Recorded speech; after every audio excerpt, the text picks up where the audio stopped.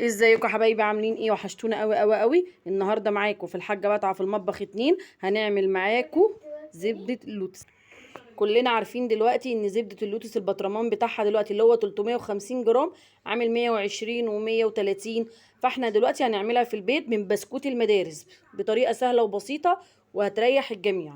يلا بينا ونقول بسم الله الرحمن الرحيم، وما ننساش لايك وشير ونفعل الجرس في الحاجه بتاعها. معانا المقادير بتاعتنا، معانا كيلو من اللبن، كوباية من السكر، ومعانا فانيليا، ومعانا ربع كوباية سمنة بلدي أو زبدة تكون نوع كويس،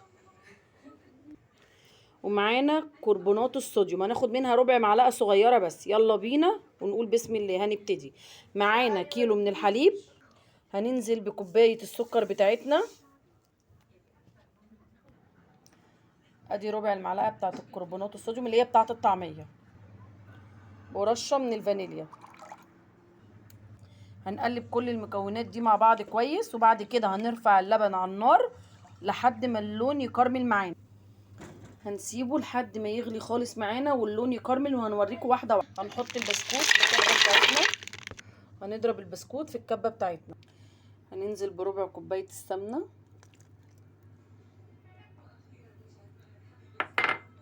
هنضربها بقى كويس.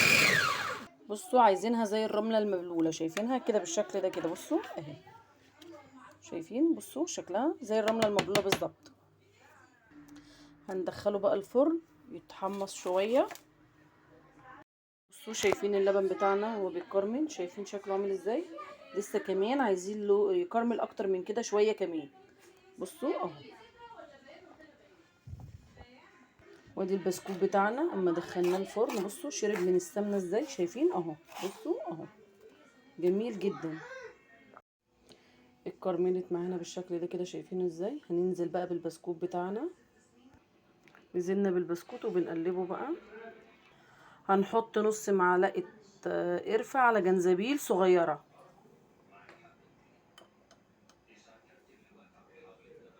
وهنبشر جوزة الطيب.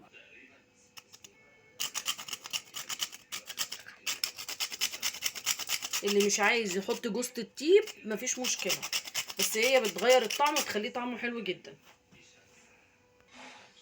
هنقلب كل المكونات دي مع بعض. هنضربها بالهاند بلندر لحد ما القوام يبقى كريمي بالقوام ده كده زي ما انتم شايفين كده. هنسيبها بقى تبرد ونحطها في برطمان معقم. شايفين الشكل؟ شايفين القوام عامل ازاي؟ جميله قوي. هنعمل بقى دلوقتي واحده معاكم في توست، جميله جدا وتنفعنا في حاجات كتير جدا. بصوا هي بتتفرد على التوست شكلها ازاي،